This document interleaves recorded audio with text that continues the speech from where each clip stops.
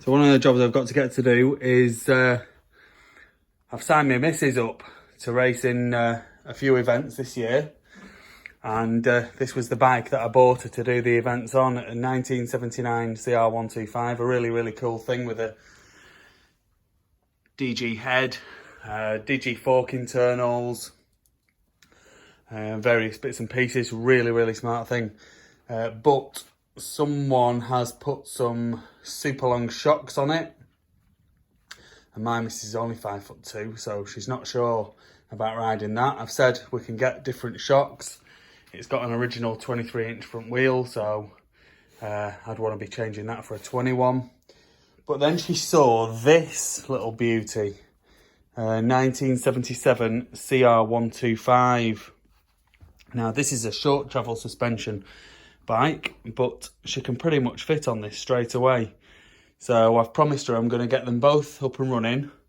I'm going to measure the length of the shocks that will be required for the 79, and we can see. But I have a feeling that this is going to be the one that she's going to want to go with, and that'll suit her doing things like the Yorkshire Grand National and the Kendal Revival and stuff like that. So might work out okay anyway. One of the things I've noticed on this is the airbox here.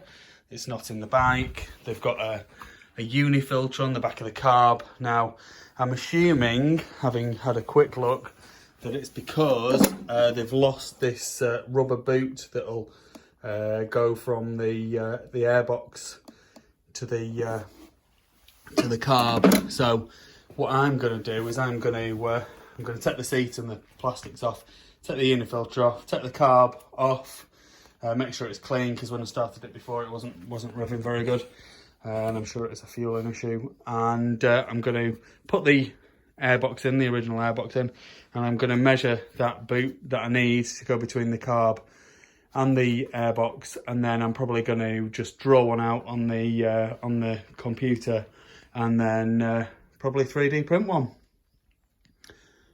So that's my job for now. Okay, so I've got the original airbox back in. I've took the unifilter out. I've cleaned the carb out. Amazingly, I mean, the carb looks absolutely brand fire new, but in the bottom of it, it was full of gunk. So it just shows you, even if it's only been run for a short amount of time, and then left with the fuel and two-stroke mix in the bottom, they can still be nasty inside, even when they look brand new like this. So this is what I'm talking about. So it's this gap here between the airbox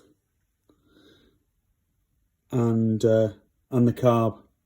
So what I'm going to do is I'm going to measure this distance from here to here. I'm going to try and use my vernier gauge to do that. And then I'm going to measure the diameter of this and the diameter of the intake on the carb.